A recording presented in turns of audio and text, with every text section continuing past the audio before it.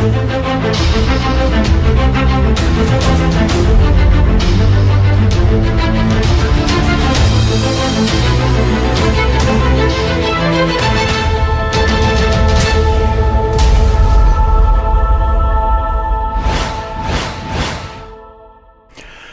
is going on, guys? It is Mad Mike. We are back for another How I Drive tutorial.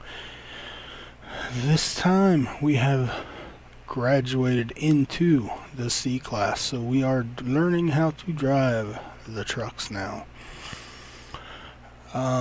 We are here in the Kryptonite Race Cars ProTech Auto Sales USR number 28 Chevy Silverado for Madman Motorsports. This racetrack is a lot of fun to drive, guys. As I said, I've got a lot of wins in this truck at this racetrack. If you watched my Texas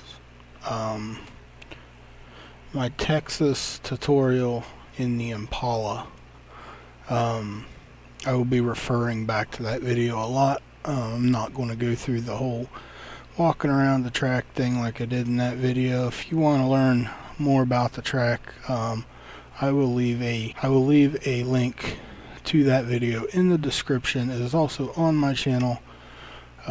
It's a great reference guide for rookies learning how to drive Texas here. But this week the trucks are at Texas.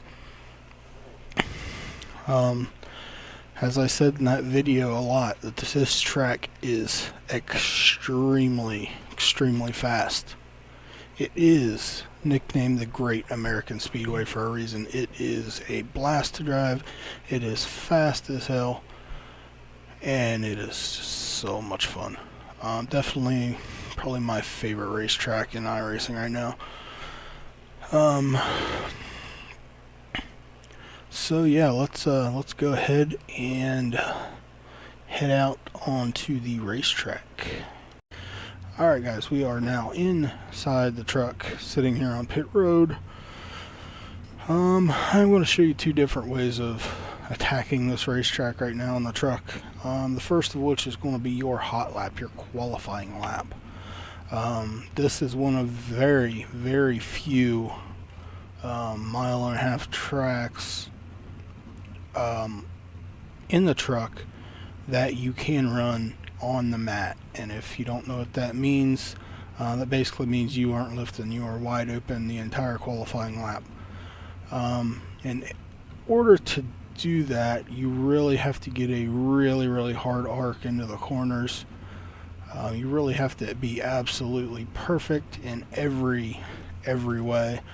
Entering the corners, but I will show you how to do that, and then after that we will come back and we will show you how to back up your corners and run this on a more conservative side for the race so that you're not burning off the tires, because you can only run this racetrack wide open for about a maximum of 3 laps before the thing burns the right front off of it.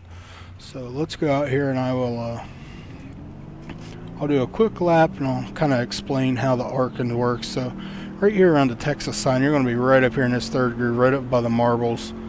And if you see that Sprint Cup banner right there, that's where you're going to start your hard descend all the way to the bottom. You want to time this just perfectly so that you are getting right to the bottom at the exact time you are hitting this bump. Okay? You don't want to be down there before, or otherwise you are going to push up. So if you are still on the floor, you should come right out. It's almost going to feel like you're going to bang into this wall right here. And then as you come down this back, it'll give you a really good launch down the straightaway. Once again, you're not going to lift. You're going to be up here third groove. You're going to arc it down right where them black marks are. That's where you want to be, right at the bottom of the racetrack. Don't get below the line or you will spin it out. It's very slippery down there. And then you're going to come up, you're going to taper off to this black mark, almost hitting the wall here. You're going to diamond back into the grass right here. You're going to stay right here in the middle of the racetrack. You're going to diamond in here, which is going to launch you out to this Texas sign, which is where we are going to repeat right back in. So we will go and run a couple hot laps here at the Great American Speedway. quick note, it is very important to note that you want to take both of your laps, because it takes 2 laps for this truck to completely wind up the motor and get going full speed. So we'll call this lap 1 here. Want to get that hard arc. Listen to the motor, it never lifts. It is never lifting.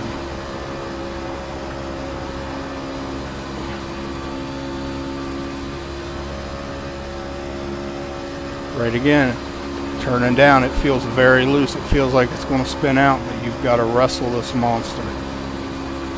Right out, you're going to aim it right to the grass, swing it back up, back to the grass again, back to the wall, arcing it down, turn it. Like, guys, you won't know until you get in here, but it feels like it is on glass. It feels like you are going to spin out every second of this lap. We have a saying in auto racing, loose is fast, but it's on the edge of out of control, and that is exactly what this feels like turning the hot laps here at Texas. And we're going to clutch and shut it down.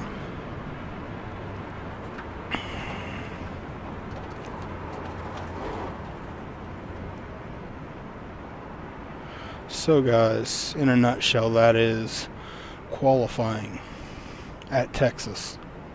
Very fast, very loose. The back end is just on the ragged edge the whole time, but if you can master how to do this, you will set a very, very quick qualifying lap in the truck. Now, you never want to race. You never want to race the track like that in a race, because you will be junk by lap 5. The tires give up so quickly here. So we're going to pull her into the pit here. We're going to slap on 4 new Goodyears and go back at it for a Q trim. And it looks like somebody is summoning me.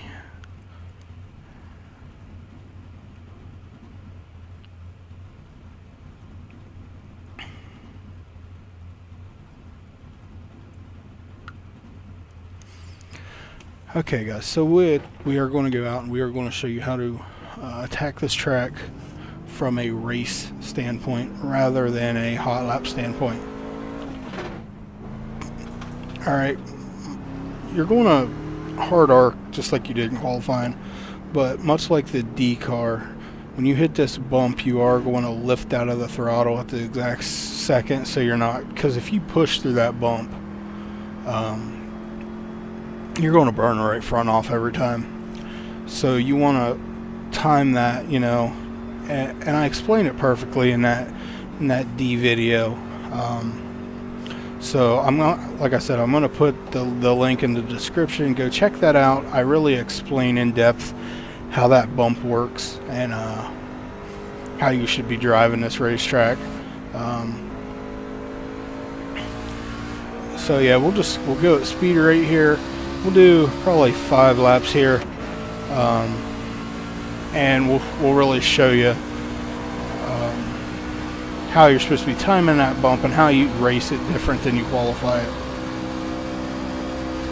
So as you go into turn 3 here, you're never going to lift completely out of it. If you watch the throttle, you'll see me go about half throttle, back in half. You're never completely out of it. You never want to completely lift out of the throttle here, because it does take these trucks a long time to build up the momentum. So if you can keep that throttle from all the way shutting right there through the bump, if you can just keep that throttle from completely shutting up the butterflies in the carburetor, you are going to pick up speed.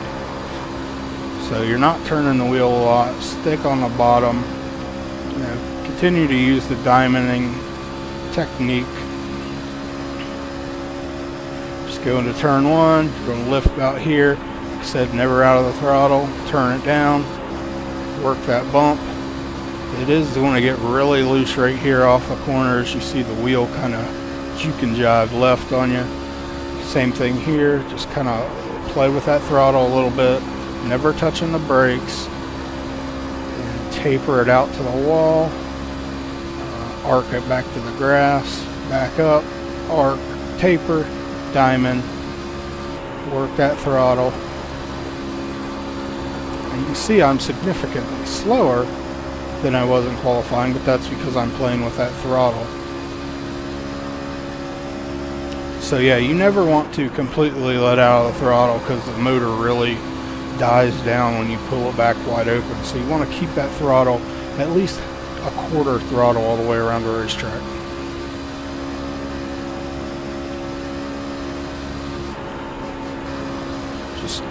Just kind of play with that throttle. Don't really get out of it. Just kind of want to play with it a little bit. Just to basically what you're doing is you're just letting the nose take a set. You're getting out of throttle. You're putting the weight back on the front of the truck, and then you're driving it through the corner.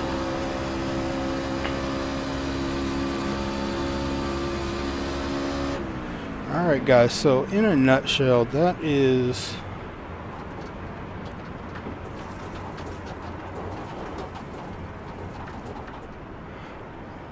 how you drive Texas in the trucks. They are very loose, but they have to be loose in the beginning of the run so that they're not plowing down the wall at the end of the run, if that makes sense. If you start the truck off tight, it's just going to get undrivable towards the end. So that's why the trucks are so loose. But once the fuel burns off, it does gain nose weight and it tightens up just a little bit. Like, some of you rookies that are watching this are just getting into it and don't really understand much about racing. You'll start learning some of these terminologies about how weight affects the truck and how to take a set, how to arc, how to diamond the corner. Those are racing terms that I just know secondhand from being around racing all my life. But yeah, guys, that's basically all there is to driving Texas in the trucks. They're a lot of fun if you take your time and go through the channels and learn how to drive them properly.